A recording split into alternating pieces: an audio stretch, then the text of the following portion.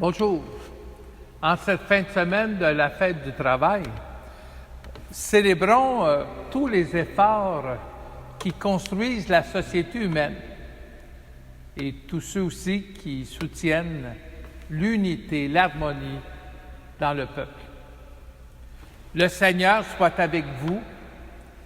L'Évangile de Jésus-Christ selon saint Matthieu. En ce temps-là, Jésus disait à ses disciples, « Si ton frère a commis un péché contre toi, va lui faire des reproches, seul à seul. S'il t'écoute, tu as gagné ton frère. S'il ne t'écoute pas, prends en plus avec toi une ou deux personnes, afin que toute l'affaire soit réglée sur la parole de 2 ou 3 témoins. S'ils refusent de les écouter, dis-le à l'assemblée de l'Église. S'ils refusent encore d'écouter l'Église, considère-le comme un païen et un publicain. Amen, je vous le dis, tout ce que vous aurez lié sur la terre sera lié dans le ciel, et tout ce que vous aurez délié sur la terre sera délié dans le ciel. Et pareillement, Amen, je vous le dis, si 2 d'entre vous sur la terre se mettent d'accord pour demander quoi que ce soit, ils l'obtiendront de mon Père qui est aux cieux. En effet, quand 2 ou 3 sont réunis en mon nom, je suis là au milieu d'eux. Acclamons la parole du Seigneur.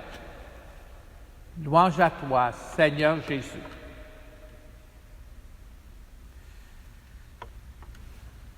Lorsque j'écoute la télévision, l'actualité, c'est toujours impressionnant de voir comment ça se passe actuellement aux États-Unis. On voit toutes sortes de manifestations, de la violence, des morts, de la brutalité policière, etc. C'est une société divisée. Il y a les gens qui sont pour Trump, puis il y a les gens qui sont contre Trump. Mais vous savez que ce n'est pas rien que dans la société américaine qu'il y a des divisions. Il y en a partout, des divisions, des chicanes. Il y en a au Québec. Il y a les gens qui sont pour les masques, puis il y a des gens qui manifestent contre les masques. Il y a des gens qui sont pour le port d'armes, puis d'autres, ils sont contre. Il y a des gens qui sont pour l'avortement, puis il y a des gens qui sont contre. Puis on pourrait continuer plein d'exemples comme ça. Des fois, même dans les familles, il y a des divisions. On est tous témoins de frères et sœurs qui se sont chicanés et qui ne se parlent plus, ils ne veulent plus se voir. Oui, c'est pas facile. Vivre ensemble, vivre en groupe, vivre en communauté. L'Évangile d'aujourd'hui nous parle justement de la vie communautaire. Nous rappelle que nous sommes responsables des uns des autres. Peut-être que la fête du travail nous rappelle qu'il faut aussi travailler à l'unité dans le milieu où on est. Travailler à la réconciliation, travailler à l'harmonie de la famille, de la communauté. Saint Matthieu, dans l'Évangile, nous dit « Si ton frère a commis un péché contre toi ». Je ne pense pas que Matthieu parle si ton frère a des défauts qui t'énervent. On ne parle pas de ça. Le péché dont il est question dans ce texte, c'est le péché qui porte atteinte à l'unité, à l'harmonie. Et Saint Matthieu va nous présenter, il va nous dire que Jésus nous présente quoi faire dans ces occasions-là. Il nous propose comme des directives, un protocole pour favoriser le vivre ensemble.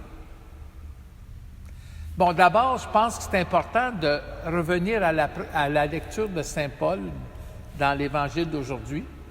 Dans la deuxième lecture d'aujourd'hui, vous allez le lire dans votre prière en Église.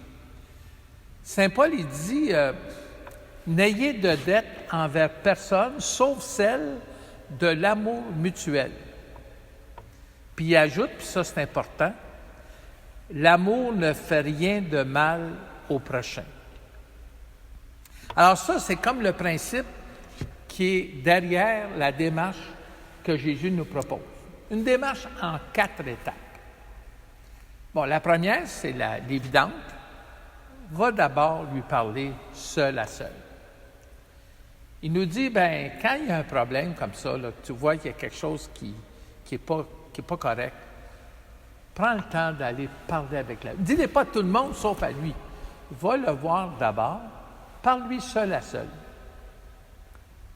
Tête à tête, un dialogue, dans un climat fraternel, pas un climat de jugement où je m'en vais donner des leçons puis dire comment faire. Des fois, ça marche, puis des fois, ça ne marche pas. Des fois, l'autre va dire, bien, ça, c'est ton opinion, moi, j'ai la mienne. Ou il va même me dire, bien, avant de vouloir enlever la paille dans mon œil, pourquoi tu n'enlèverais pas la poutre qui est dans la tienne? Me rappelant que moi aussi, je ne suis pas parfait.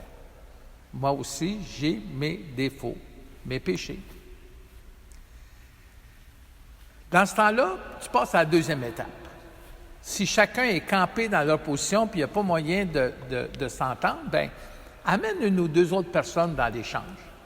Ce qu'ils appelaient les témoins dans le temps de Jésus. Des personnes qui vont aider à sortir de cette confrontation qui va nulle part, qui va peut-être permettre d'élargir puis de voir d'autres aspects. Si ça ne marche pas, il dit, dis-le à l'Assemblée de l'Église. Dans le fond, c'est comme s'il nous disait, va-t'en en médiation. Va à une autre étape, plus sérieuse, plus importante. Puis s'il refuse malgré tout, s'il n'écoute pas, il ne écoute toujours pas, bien, Jésus dit, considère-le comme un païen et un publicain. Remarquez ce que Jésus dit dans l'Évangile de Matthieu. Les chrétiens, ça ne les surprend pas parce qu'ils ont vécu ça, eux autres aussi. Vous savez, Matthieu a écrit son Évangile après la destruction du temple de Jérusalem, après que les Romains sont venus et ont tout détruit Jérusalem. Perdant leur temple, le peuple juif perdait quelque chose de très précieux. Leur point de référence. Le temple, c'était où Dieu était. Puis Dieu vivait au milieu de nous. Alors, ils se sont repliés sur les synagogues. Alors, dans chaque village, il y avait une synagogue où les Juifs se retrouvaient ensemble. Il n'y avait plus d'État, de pays, parce que les Romains avaient mis la fin de ça. Alors, mais ils se retrouvaient ensemble dans la communauté des croyants. Mais justement, dans leur communauté, il y avait des Juifs qui étaient devenus des chrétiens. Et lorsqu'ils venaient prier à la synagogue, ils le faisaient de bonne foi, mais en même temps, ils disaient leur foi en Jésus qui était le Messie qui accomplissait l'Évangile, qui accomplissait l'Ancien Testament. Puis ça troublait les autres Juifs dans la synagogue. Au point que les chefs, entre autres les pharisiens, ils ont dit, là, la communauté est en train de perdre sa cohésion, est en train de se diviser, il commence à avoir des affrontements, des chicanes. Il faut régler ça. Alors, ils ont décidé d'exclure les chrétiens. Alors, les Juifs qui étaient devenus chrétiens n'avaient plus le droit de faire partie de la communauté juive, de participer à la prière de la synagogue. Dans le fond, le message qui est là, il nous dit quand il y a quelqu'un qui est un danger pour la cohésion, pour l'harmonie, pour l'unité, quand il y a une personne qui est toxique, bien, prends tes distances face à cette personne. Protège-toi. Remarquez quand... n'oubliez pas ce que Saint Paul nous dit, hein? L'amour ne fait rien de mal au prochain. Jésus, il les aime, les publicains et les pécheurs. D'ailleurs, même les pharisiens lui reprochaient qu'il était souvent confortable avec eux autres. Il était souvent mangé à leur table. Matthieu lui-même, qui a écrit cet évangile-là, il en est un publicain, il en a été un. Zachée aussi, ils sont devenus des proches, des amis de Jésus. Dans le fond, ce que Jésus nous dit, c'est quand tu as l'impression que tu ne peux plus rien faire, tu as essayé, mais ça ne marche pas, bien, confie-le, remets-le dans les mains du Seigneur. Dis, bon, ben moi, j'ai fait ce que j'ai pu, ça n'a pas marché, le Seigneur va s'arranger avec lui. N'oublions pas que juste avant ce texte dans votre Bible, Jésus raconte la parabole de l'enfant, la parabole de la brebis perdue. La brebis qui est partie du groupe. Et le berger, bien, il va la chercher. Il va la chercher, cette brebis, jusqu'à ce qu'il la trouve. Parce que le Père qui est aux cieux ne veut pas qu'aucun de ses petits ne se perde. C'est ça l'esprit de l'Évangile d'aujourd'hui. Et Jésus termine en disant, « Quand 2 ou 3 sont réunis en mon nom, je suis là au milieu d'eux. »